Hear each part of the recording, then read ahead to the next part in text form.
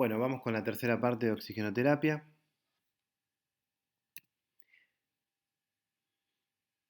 Bueno, los tanques de oxígeno, que son los cilindros en los cuales se transporta este gas. Lo que habitualmente se utilizan son los de aluminio, que son los ultralivianos.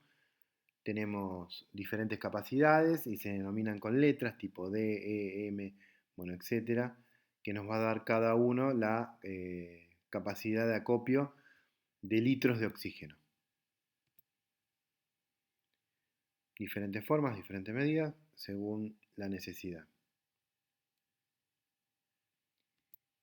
Y como les decía, cada tanque que se van clasificando por letras tiene su capacidad bien delimitada y la posibilidad de saber exactamente qué duración vamos a tener de ese tanque, si está cargado a la presión correcta, eh, en tiempo, según el flujo que uno aplica de administración.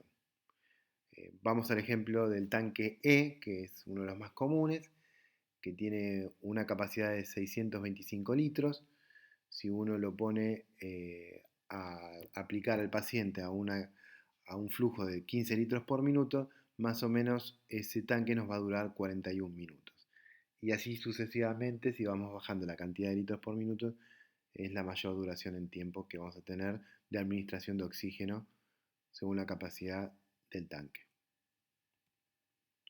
Hay una fórmula para hacer más concreto cuánto nos va a durar dependiendo de la carga que tiene. Bueno, cómo lo hacemos es la presión que nos vamos a ir a fijar, menos 200 PSI, que es aproximadamente la cantidad de reserva que va a quedar, que no se va a poder aplicar, por una constante sobre, y este es el determinante que hace que baje o que suba el tiempo de administración, que es el flujo, que se mide en litros por minuto.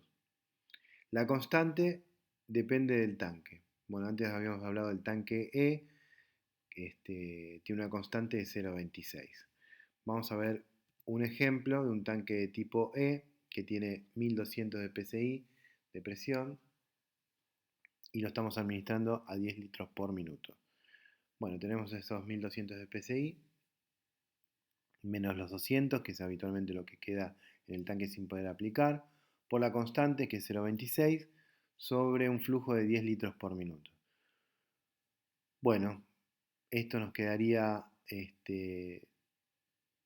1200 menos 200, 1000 por la constante de 0,26, que serían 260 litros. Vamos a suprimir lo que es PSI en lo que está entre paréntesis y lo que está afuera, entonces nos va a quedar litros, sobre el flujo, que son 10 litros por minuto.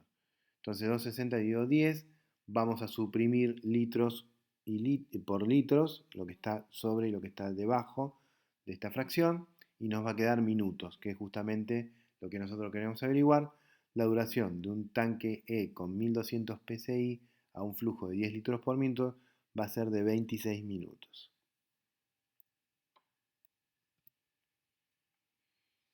Tengan en cuenta que el oxígeno es un gas muy combustible, entonces nunca hay que utilizarlo cerca del fuego, incluso no tiene que estar mezclado con grasas, que a veces puede generar una explosión.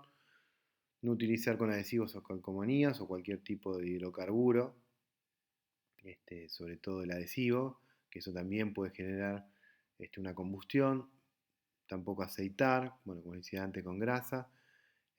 Siempre con los equipos específicos.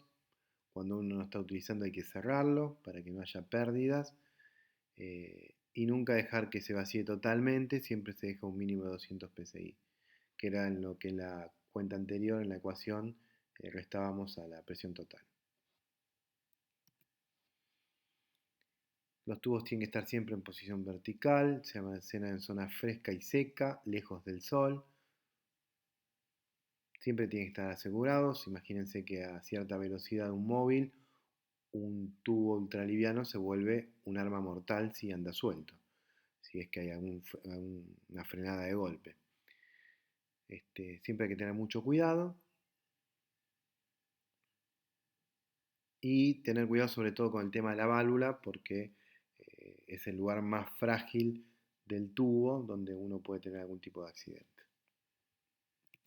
Necesitamos para adaptar la salida del manómetro del tubo algunos dispositivos que sin este acople de oxígeno no vamos a poder utilizarlo, así que esta pequeña pavada siempre la tenemos que tener colocada, si no, no le vamos a poder adaptar ningún dispositivo.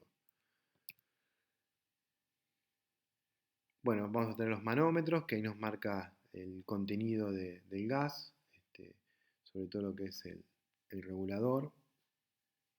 Nos marca la presión y el contenido del tanque.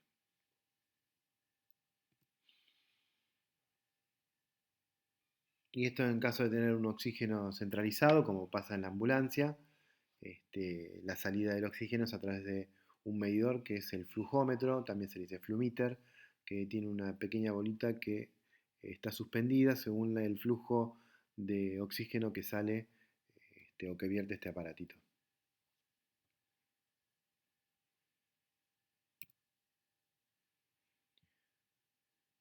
Tubo de oxígeno fijo de la ambulancia. Habitualmente tienen dos, siempre uno es más de reserva y da mayor capacidad y también le da mayor autonomía a un traslado. ¿Cómo monitoreamos los gases, la oximetría o la oxigenoterapia? A través de la gasometría arterial y la oximetría de pulso.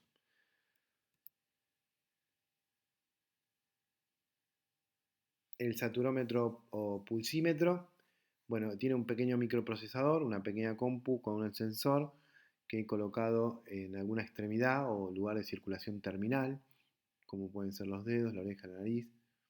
A través de una luz infrarroja, esto va a detectar la cantidad de glóbulos rojos que pasa y bueno, se hace un cálculo y eso habla de la cantidad de oxígeno que tiene la hemoglobina.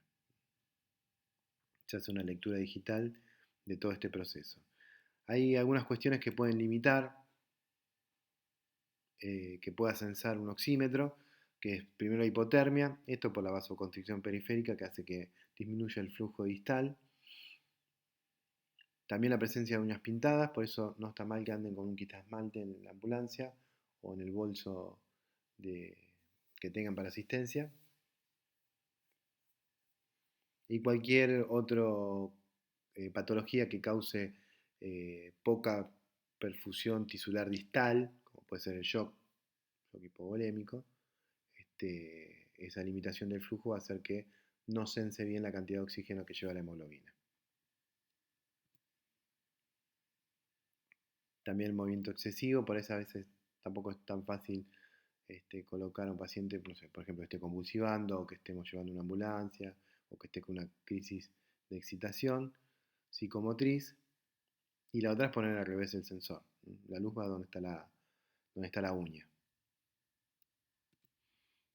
Diferentes dispositivos portátiles más pequeños que son los comunes, otros que son un poco más complejos que también son portátiles, como los nonin, y los que van ya fijos a alguna estructura,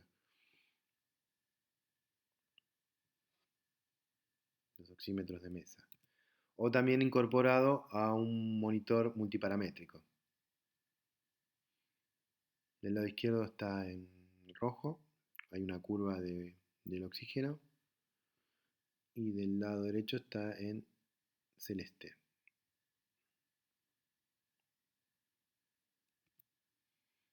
Y no olviden que, como toda medicación, el exceso causa toxicidad, incluso hasta con el agua, ¿no? Pero en el caso específico del oxígeno, a exposiciones altas puede generar algunos trastornos, incluso de origen de trastornos de tipo neurológico. Y esto puede causar malestar general, tos, náuseas, vómitos e incluso alteraciones de estado de conciencia. Llevar también a un cuadro de hipotensión arterial y puede terminar en un paro cardiorrespiratorio. Bueno, hasta acá lo que es oxigenoterapia.